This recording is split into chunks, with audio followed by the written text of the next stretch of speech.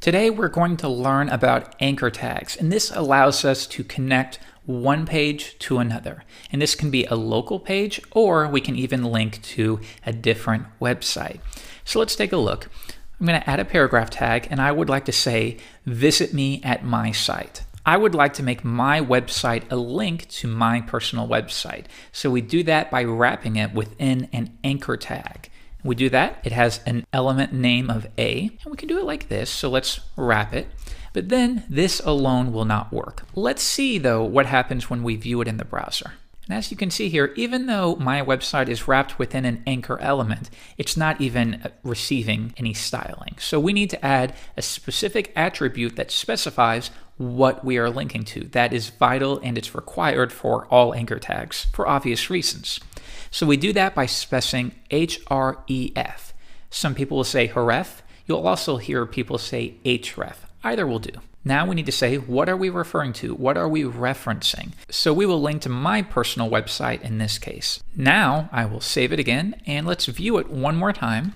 And now you'll see that the browser has provided some default styling for anchor tags. We can see here that it makes the text blue or purplish for visited websites, and it also makes the text underlined to help specify that it is a link. But remember, you can override every single one of these things. So now let's click on it and see where we go. Now it's taken me to my personal website. Good. But notice we've lost our current page, and that's fine, and it is considered a best practice. Don't always open up new windows. That said, though, you should know how to do it because sometimes it does make sense to do so. So if we want to specify that this link should open within a new tab, I can add another attribute name. And you'll notice that some editors will provide some hints. In this case, we're going to specify target. What is the target of this link? And I'm going to say open it in a blank. Notice I've done underscore blank tab. So let's save it, and I'm going to reload the page. And this time when I click it, notice that it creates a new tab that links to my website. You'll probably want to keep it like this unless you have a specific reason where you need the person to stay on your website. But don't be greedy and do that by default because it tends to irritate people. Now, what if we want to link to a local page? So right now I have one page that I'm storing on my desktop. And you can see it's right here. So I will add a new file. And this one's going to be called, how about, and this will be our about page. Now, I'm going to copy everything here. And we'll say my about page. And now on this page, we want to be able to link to a page that describes who we are. So let's give it some quick info. First, the heading 1, what's most important on this page? About me.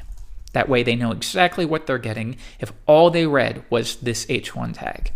And then we'll say, that looks good to me. So now I'm going to link to this page and I will say right here, learn more about me. And now we're going to take about me, or we could take the entire string. Why don't we do that? And we're going to wrap it. Once again, we're using an anchor element, and we're going to specify an attribute name of href or href and an attribute value. And this time, because it's in the exact same directory, in my case, the desktop directory, I can simply reference it like so, about HTML. Come back and I will reload the page. And now notice because I have never visited this site before, it's not showing that purplish color. It's showing blue. So I'm going to click on it and now we are on the About Me section. So this is the basic concept between if you were building a static website. Now, a static website is simply a website that is not using a database. It's not determining content dynamically. It's static, meaning every bit is coded in simple markup and we're not using any kind of server-side language because you're not ready for that just yet. But now we have About Me, but how do we get back to our homepage? Well, this is why you would normally have a navigation section that would be present on every page. But for now, let's simply add one more link back to the homepage. And we'll call this Back to Home. And once again, reference it with an anchor tag linking to index.html. Now, one more time, I load the page, and now I can return home. And I can go back and forth. And notice this time, because these pages have been visited, the browser has specific styling that says If this anchor tag has been visited, meaning if it's in your browser history, then you're going to style it this way so the user has a quick little note to know I have been here before. Now, coming back to local references. This works because both of these files are stored within the root folder. So why don't we do this? I'm going to create a new folder because you will find with all of your projects, they will be contained within a root folder. So I'm going to say learning. And I'm going to take each of these and drag them in like so. Next, I'm going to create an additional directory. And maybe this will be the About folder because this is going to contain everything related to the About Me page. So I will drag that and bring it in like so. And now let's see what happens with this alone.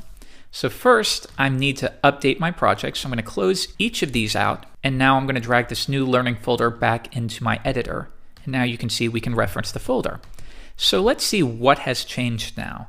Let's come back, and now we are referencing desktop learning index.html. So let's see if this link works. If I click it, nope, that didn't work because we are trying to reference, or we are trying to find an about.html file that's within the root, and it's not in the root anymore. It's within an about folder. So we reference about folders by using the name of the folder followed by a /.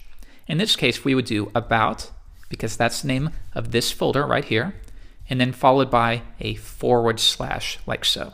Now let's try it. Refresh, click on it, and now we are correctly referencing it. So always make sure that you reference the folder names and you're not always assuming that every file will be within the same directory. But we also must remember the same is true for linking out of directories. This link will not work as well because now we're trying to link to index.html within the about directory, but of course that's not contained within there.